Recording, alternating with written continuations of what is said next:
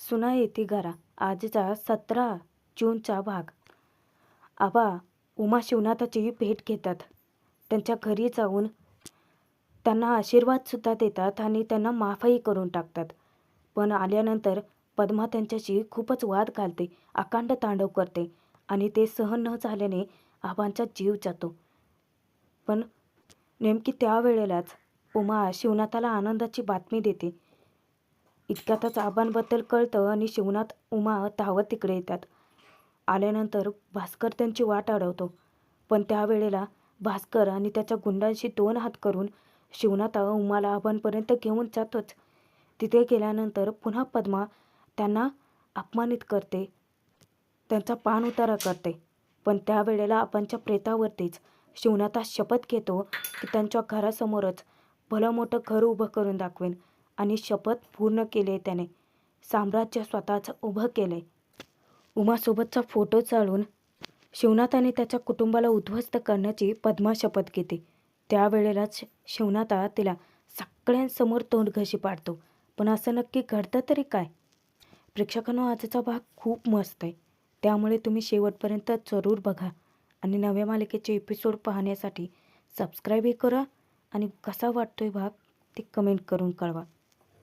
पद्माबद्दल तो मुलगा वाईट काय बोलतो आणि शिवनाथाच्या डोक्यातच तिडीक जाते. तो त्याला चांगला चपराक लगावतो आणि ताकीद देतो की माझ्या आबासाहेबांबद्दल आणि पद्माताईबद्दल वाईट साईड बोलतोय, चल निघ इथं. आणि तो त्याला डायरेक्ट ढकलूनच देतो. आबांनी ते सगळं पाहिलेलं असतं. जरी आता उमा आणि शिवनाथासोबत संबंध तोडले असले तरीसुद्धा शिवनाथ अजूनही त्या घरापासून वेगळा झाला नाही.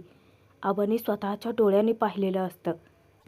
त्यांना शिवनाथाचं लहानपणाचं बोलणं आठवतं की तुम्हीच माझे खंडोबा आणि मी तुमचं लेकरू आहे.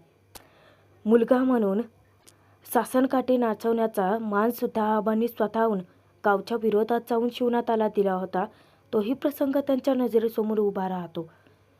त्यानंतर रात्रीच्या वेळी आबा शिवनाथाच्या घरी जातात. त्या घराकडे एकटक पाहत असताना शिवनाथा तिथे सायकलवर येतो. आबांना पाहिल्यानंतर त्याला विश्वासच बसत नाही की आबासाहेब स्वतःहून आपल्या दाराशी आलेत. आणि आनंदाच्या भातात त्याच्या हातून सायकल तशीच कोलमडते, खाली पडते. तो विचारतो की आबासाहेब तुम्ही? त्याच्या डोळ्यात अश्रू दाटून येतात. शिवनाथा तिथे उमाला हाक मारतो की अगं उमा, ओ उमा, अहो कोण आलंय बघितलं का? उमा जेव्हा बाहेर येते त्यावेळेला ती खूपच हळवी होऊन जाते. तिच्याही डोळ्यांवरती तिला विश्वास बसत नाही की आबासाहेब आपल्या दारात आलेत. ती येते, आबांना घट्ट मिठी मारते. आबा तिला विचारतात की बरी आहेस ना बाई? उमा सांगते की बरी आहे आबा मी. शिवनाथा म्हणतो की उमा, अहो इथेच बोलणार आहात की आबांना घरात पण घेणार आहात?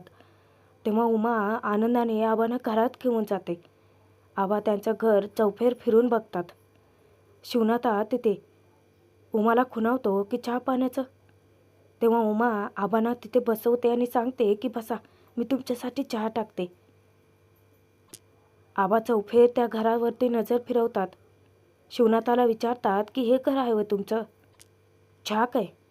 शिवनाथा सांगतो की तुमच्या उमानेच सजवले. उमा त्यांच्यासाठी चहा बनवते. सतत आबांकडे पाहत असते आणि तिच्या डोळ्यातले आनंदाश्रू थांबता थांबत नाहीत. आबांसाठी चहा घेऊन येते. शिवनाथाला पण चहा देते. शिवनाथाच्या बाजूला जाऊन थांबते. तेव्हा शिवनाथा तिला आता खुणवतो. आबांच्या सोबत बसायला सांगतो. उमा आबांना विचारते की कसं झालाय चहा? आबा तिचं कौतुक करतात की नेहमीसारखाच की, अप्रतिम. उमा त्यांच्या गळ्यात पडते आणि रडायला लागते. शिवनाथही थोडासा हळवा होतो. उमा विचारते की आबा तुमची लई आठवण यायची, तुम्ही लई उशीर केला यायलात. आबा तिला आता शांत करण्याचा प्रयत्न करतात. काही वेळानंतर आबा घरी गेल्यानंतर पद्माला समजतं की आबा उमाच्या घरी गेले होते आणि ती अकांड तांडव करते की त्या भिकाऱ्याच्या घरी जायची तुमची काय गरज होती? अहो त्या भिकाऱ्या घरभेदामुळे माझ्या नावाला इथं पट्टा लागलाय आणि तुम्ही वाटवाकडे करून त्या भिकाऱ्याच्या घरला गेला, कशापायी? आणि ते बोलणं, तो धक्का आबांना सहनच होत नाही.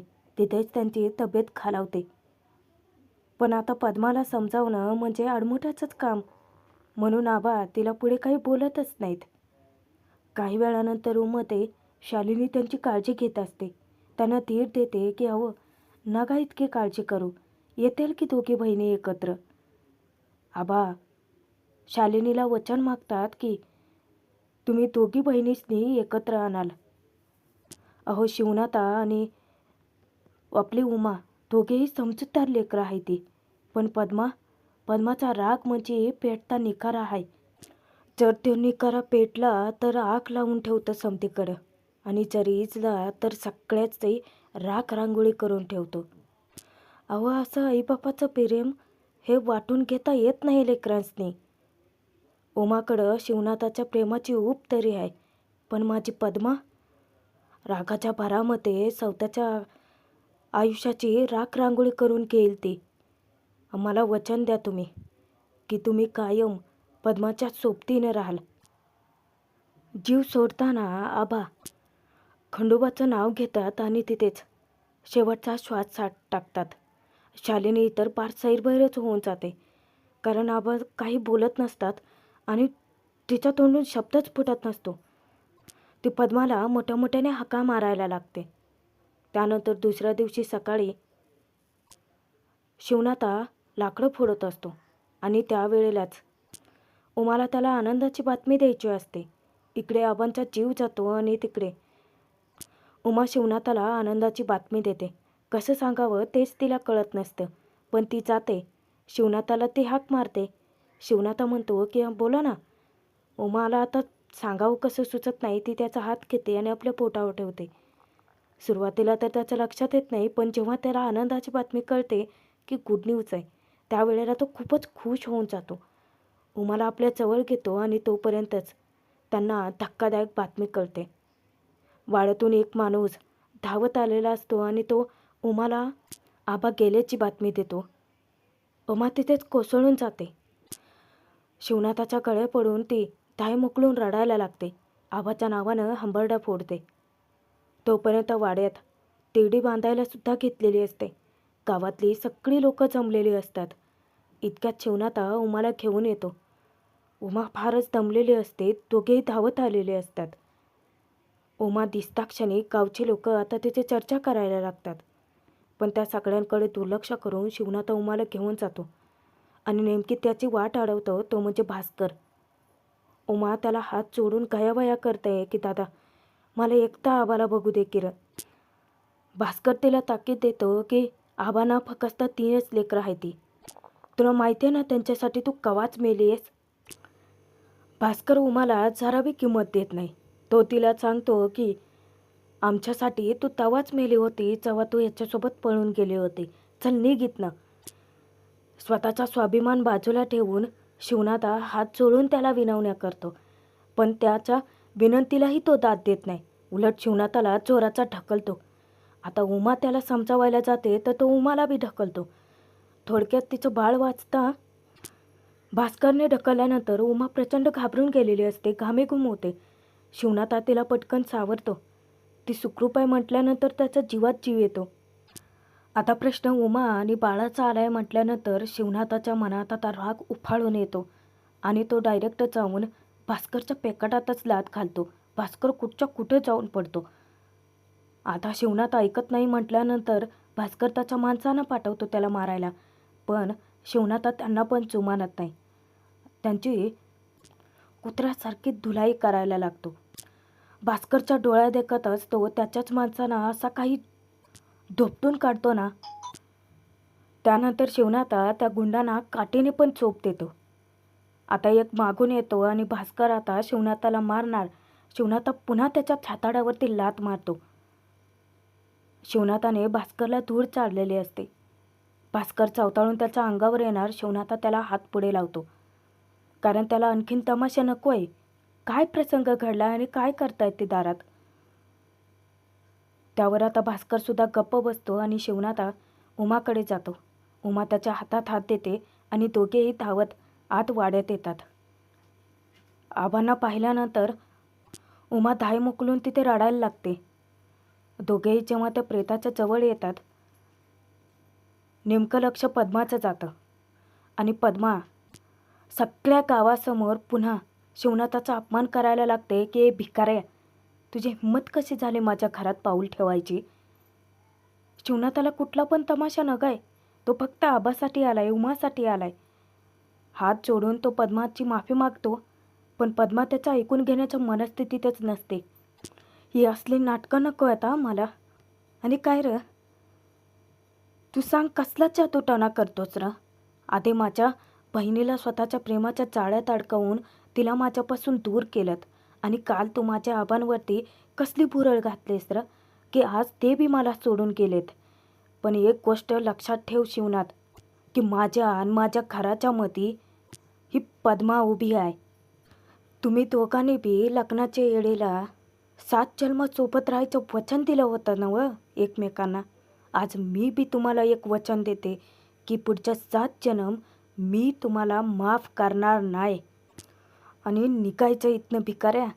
जर नाही केलास ना तर इथनं तुडवत धक्का मारून तुला या घराच्या बाहेर हाकलवीन. आतापर्यंत शांतपणे ऐकून घेणारा शिवनाथ आता प्रचंड भडकतो की बस पद्माताई बस. आम्ही आलोय नवं आमच्या आबांसाठी, आणि आबा गेलेत नवं ते आमच्यामुळं नाही, तुझ्यामुळं. होय तुझ्यामुळंच. काल आबा आमच्या घरला आलतं. त्यांच्या लेकीचा सुखाने चाललेला संसार बघितलाय त्यांनी डोळ्यात देखत. आणखीन एका बापाला काय हवं असतं. आम्हाला आशीर्वाद बी दिला आणि आम्हाला माफ बी केलं त्यांनी. पण पद्मा उलट शिवनाथावरतीच अरेरावी करते की अरे जा रे. पण आता पण शिवनाथ उफाळून येतो, त्याचा राग उफाळून येतो. आणि त्यावेळेलाच तो आबांच्या प्रेतावरती शपथ घेतो की बस कर पद्मा, बस कर. पद्मा विचारते की डायरेक्ट पद्मा. शिवनाथ सांगतो की होय, ही येळ तू आणली आहेत माझ्यावरती. आबा काय आमच्यामुळं गेलेले नाही ती. आबा गेलेत ते तुझ्या हट्टी स्वभावामुळं. पण चल, देतो तुला शब्द की मी आणि माझी बायको या घराचा उंबरटा कधी बी वलांडणार नाही. उमाच्या पायाखालची जमीनच हादरते आणि धक्क्याने ती शिवनाथाकडे बघायला लागते.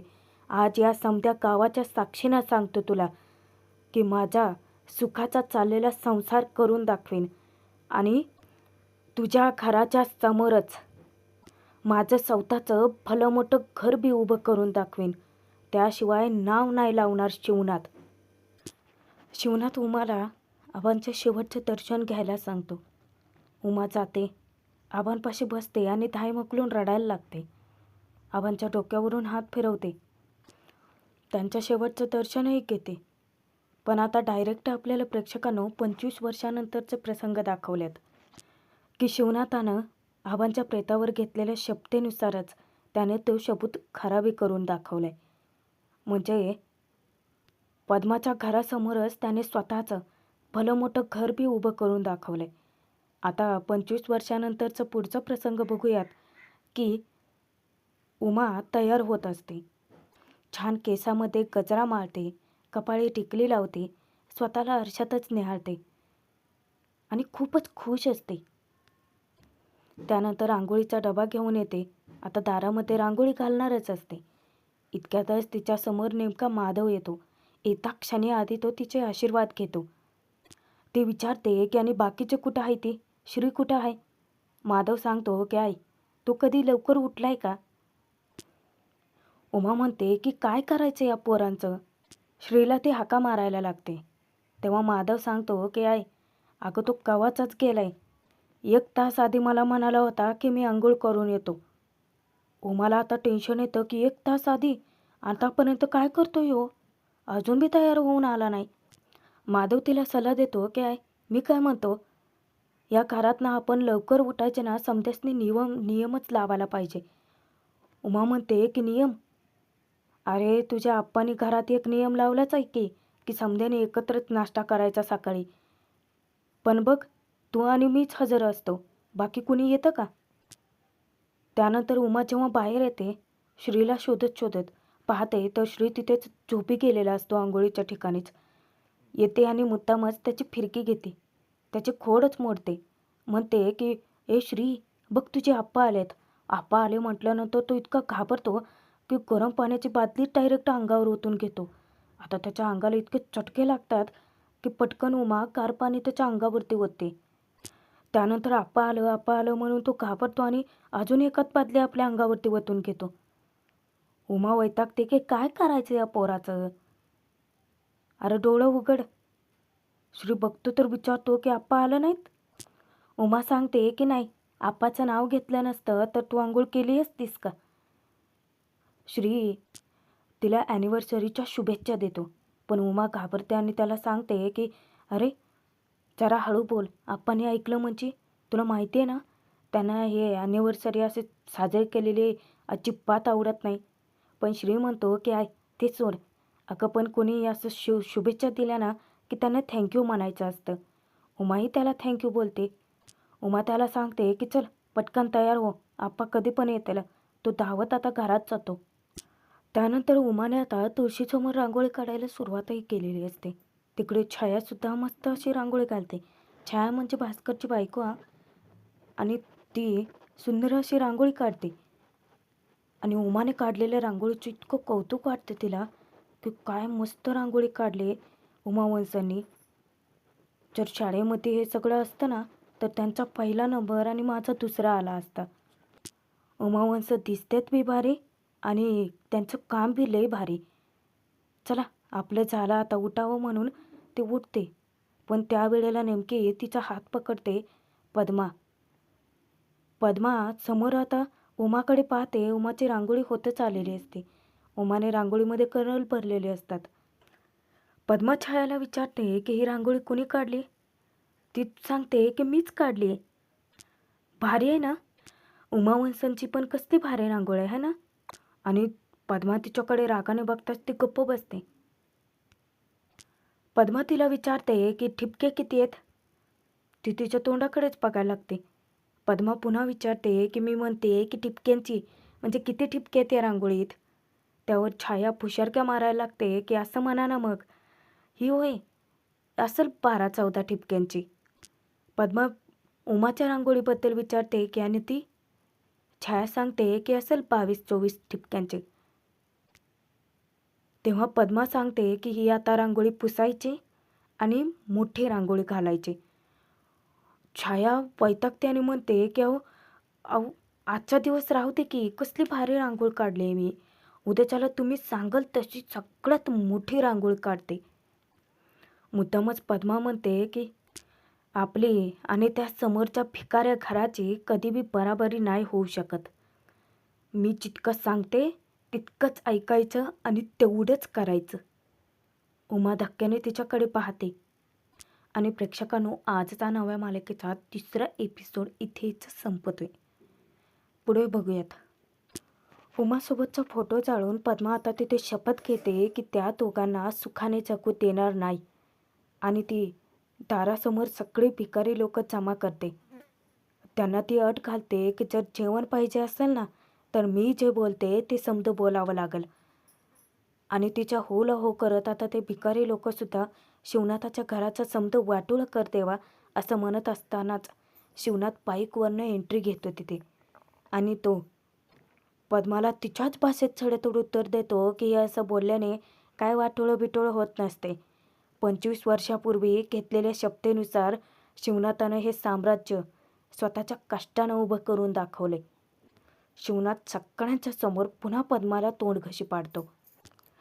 प्रेक्षकांनो, आता पुढचे भाग खूपच इंटरेस्टिंग राहणार आहेत. तर नव्या मालिकेचे सर्व एपिसोड पाहण्यासाठी आत्ताच सबस्क्राईब करून ठेवा. सोबतच बेल आयकॉन दाबा जेणेकरून सर्व भाग तुमच्यापर्यंत पोहोचतील.